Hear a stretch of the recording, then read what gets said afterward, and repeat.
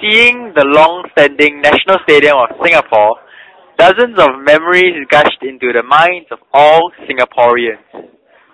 From the first National Day to the recent Tiger Cup, everything is conducted at the National Stadium. However, it is currently being destroyed. All the events are shifted to the floating platform at Marina Bay. Some of us Singaporeans say that it is a loss of heritage, while others say it is national advancement.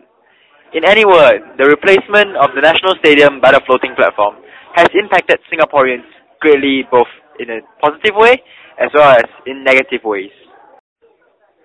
Firstly, the positive impact of replacing the National Stadium with the floating platform at Marina Bay is that there is more variety of performances.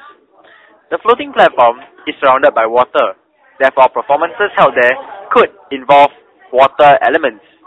For example, in the recent Youth Olympic Games opening ceremony, one of the highlights is 16-year-old sailor Darren Choi running across the reflective pools.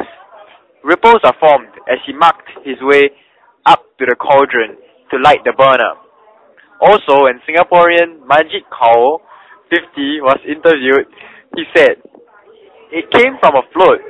Other countries have torchbearers on flat land. We have ours on floating platforms. And the run and the way they light the torch was very nice, very beautiful. This performance is very special. I like it very much." Indeed, the YOG could not have been that startling in the old National Stadium.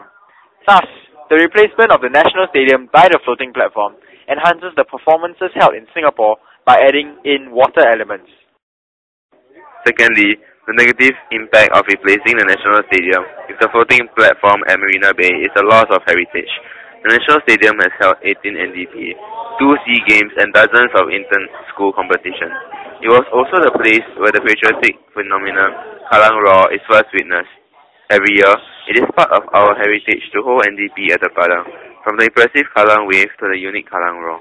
Everything was so Singaporean and everyone could feel a sense of patriotism. Undeniably, it was a part of the Singapore heritage. When it is replaced by the floating platform, the sense of patriotism is reduced. People no longer see the National Stadium, which brings back old memories like those of the 1968 NDP, when the contingents continue to march proudly despite the rain. There is no doubt that Singapore heritage is lost by replacing the National Stadium with the floating platform.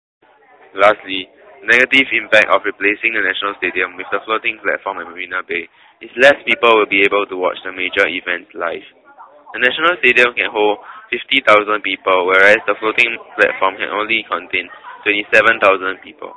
Thus, for major events like Youth Olympic Games or National Day Parade, only 27,000 people have a chance to witness the impressive performances live, although the rest of them can watch it on television through live telecast. The effect is less shocking and thus they will feel less involved.